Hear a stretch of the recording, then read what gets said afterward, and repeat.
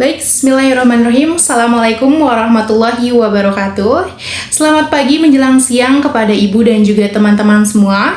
Perkenalkan di sini saya Erna Jusanti dengan NPM 2050300056 dan juga ketiga rekan saya di sini yang pertama ada Teh Bella Sapira dengan NPM 18550300045. Kemudian ada Amanta Fidela Mauliana dengan NPM 2050300055 dan juga Desi Dikriadi dengan NPM 2050300057. Nah, kami di sini dari kelompok 4 dan di sini kami akan mempresentasikan mengenai salah satu topik bahasan mengenai kegiatan public speaking dengan menggunakan metode impromptu dan juga memoriter. Nah, baik. Lanjut saja kita langsung masuk ke dalam tahap pembahasan materi di mana pembahasan materi pertama akan disampaikan oleh rekan saya, yakni Teh Bella Sapira. Kepadanya dipersilahkan. Assalamualaikum warahmatullahi wabarakatuh. Nama saya Bella Sapira, NPM 18550-345. Di sini saya akan membahas materi mengenai metode impromptu. Ini sering disebut dengan metode spontanitas, yaitu tidak dilakukan persiapan atau pembuatan naskah tertulis terlebih dahulu. Bisanya dilakukan hanya oleh orang yang akan tampil mendadak.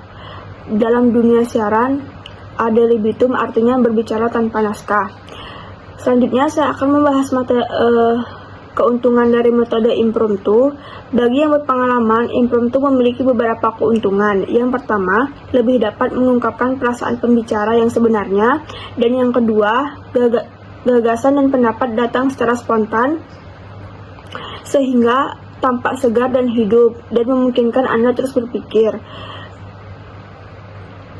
Dan kekurangan dari metode impromptu.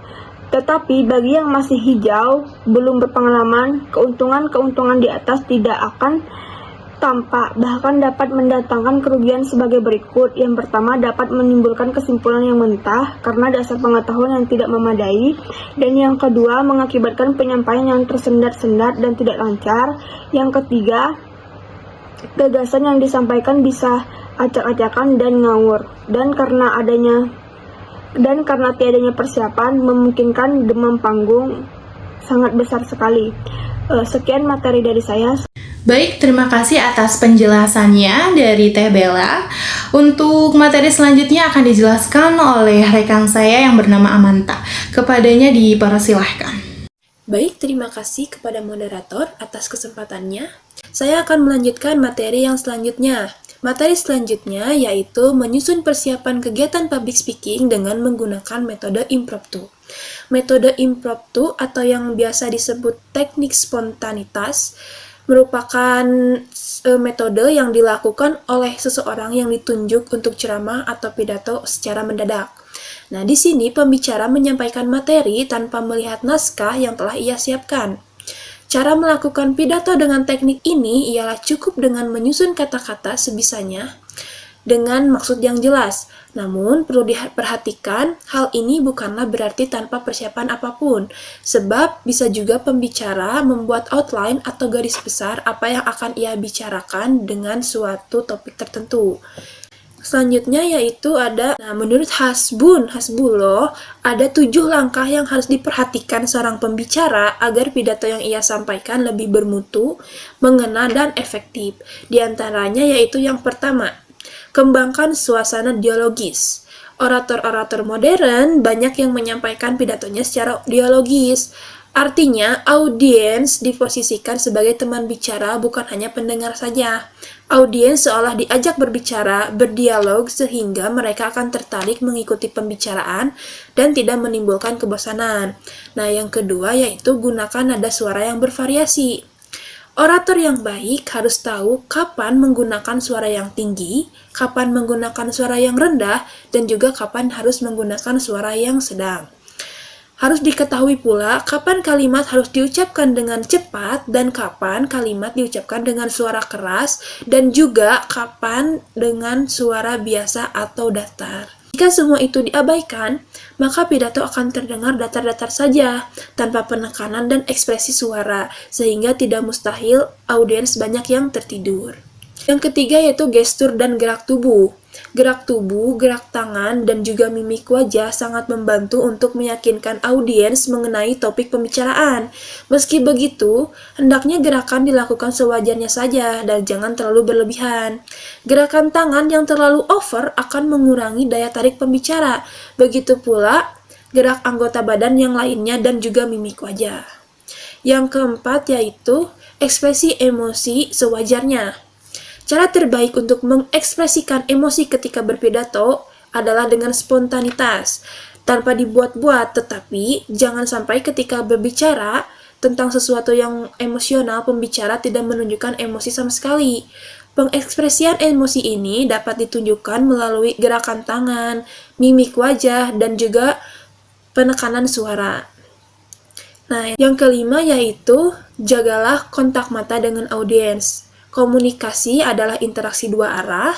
Ketika sedang berpidato, usahakan pandangan mata Anda mengarah kepada depan, ke audiens. Kalau bisa, pandanglah mata seluruh audiens dengan menyapukan pandangan dari sudut kiri ke kanan, ataupun sebaliknya. Nah, jangan sampai pandangan hanya tertuju pada satu titik saja. Usahakan pula jangan sampai wajah kelihatan menunduk. Cara melakukan kontak mata dengan audiens perlu diperhatikan, disesuaikan dengan kondisi dan situasi masyarakat sekitar. Jangan sampai kontak mata yang dilakukan malah menimbulkan kesalahpahaman antara pembicara dan juga audiens. Baik, yang keenam yaitu gunakan spontanitas yang ekspresif. Maksudnya di sini yaitu spontanitas yang ekspresif dan menambah suasana dialogis dan juga komunikatif antara pemateri dan juga audiens. Salah satunya adalah spontanitas dalam bentuk humor atau joke. Nah, oleh karena itu dianjurkan bagi calon orator untuk menambahkan pembendaharaan mengenai cerita-cerita humor dengan cara membaca buku-buku humor.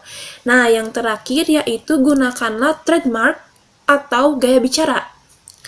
Setiap orang memiliki karakter sendiri-sendiri bagi segi vokal, nada, maupun logat yang digunakan dalam percakapan sehari-hari. Kadang karakter yang unik dari seseorang pembicara dapat menambah minat audiens untuk memperhatikan. Nah, oleh karena itu, maka peliharalah keunikan karakter yang Anda miliki sebagai trademark Anda, sebab siapa tahu itu menarik. Baik, demikian materi yang dapat saya sampaikan. Selanjutnya saya kembalikan kembali kepada moderator. Terima kasih. Baik, untuk materi selanjutnya akan dijelaskan oleh saya sendiri, yakni mengenai kegiatan public speaking dengan menggunakan metode memoriter. Nah, apa sih kegiatan public speaking dengan menggunakan metode memoriter ini? Nah, metode ini singkatnya teman-teman itu dapat diartikan sebagai metode yang mengandalkan kemampuan daya mengingat seseorang. Nah, metode ini pun memiliki kelebihan dan kekurangannya yang hampir sama dengan metode pada manuskrip di mana naskah sudah dibuat sebelumnya. Nah, pada saat pembicara itu hendak menyampaikan pidatonya di depan halayak umum, dia tidak lagi menggunakan naskah karena semua yang tertera dalam naskah tersebut sudah berhasil ia hafalkan secara rinci di dalam benaknya. Nah, kemudian pembicara ini harus menguasai bagaimana susunan bahasa dan juga ide serta gagasan yang terdapat dalam naskah tersebut. Metode ini sangat cocok digunakan untuk mereka yang memiliki daya ingat tinggi.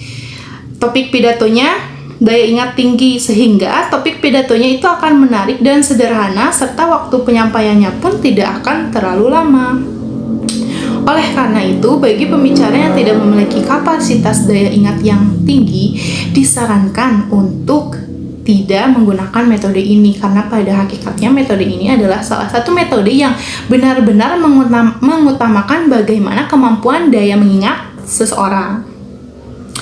Nah, kemudian meskipun seseorang terlatih untuk menghafalkan naskah berhalaman-halaman atau berbuku-buku, namun teknik ini itu sangat sukar dilakukan karena memerlukan konsentrasi dan juga energi yang sangat tinggi. Di samping itu, teknik ini juga memiliki banyak kekurangan, di antaranya itu pemateri materi sangat mungkin lupa dengan naskah-naskah yang telah ia hafalkan sebelumnya. Tiba-tiba ketika dia sedang berpidato di depan halayak umum, ia lupa atau nervous mungkin. Jadi naskahnya itu bisa buyar dan ia lupa untuk mengingat apa sebenarnya yang harus saya ucapkan pada waktu itu. Nah, itu adalah salah satu kekurangannya. Nah, kemudian ada yang dinamakan dengan teknik presenting from memory. Jika dilakukan oleh orang yang belum ahli atau dilakukan dalam keadaan nervous tadi, itu akan mengakibatkan pidato itu terkesan tegang, tidak komunikatif, dan juga menjenuhkan bagi para penonton atau para penyimak yang sedang memperhatikannya. Nah, di samping tadi kekurangan, ada pula kelebihan dari teknik ini, yaitu seandainya teknik ini atau metode ini dilakukan oleh orang-orang yang sudah benar-benar ahli dan mengerti serta menguasai bagaimana situasinya, maka sebenarnya ada kesempatan yang lebih besar bagi para pembicara untuk melakukan kontak mata dengan audiens. Dengan adanya kontak mata antara pemateri dan audiens, maka perhatian mereka itu akan tetap tertuju pada si pemberi materi. Gitu. Untuk materi terakhir, di sini akan dijelaskan oleh Sidik. Kepada Sidik saya persilahkan. Kemudian memoriter memiliki kekurangan dan keuntungan. Yang pertama ada kekurangannya. Perlu diingat pula, kadang seseorang yang sudah terbiasa menghafal pun masih mendapat kendala ketika harus mengutarakan pidato di depan audiens yang cukup banyak. Tidak jarang hafalan yang telah mereka persiapkan tercampur dengan hafalan lainnya. Ketika di antara keduanya terdapat kemiripan topik. Kemudian ada keuntungan memoriter. Dengan adanya kontak mata antara pemateri dengan audiens, maka perhatian mereka akan tetap terpusat pada pemateri.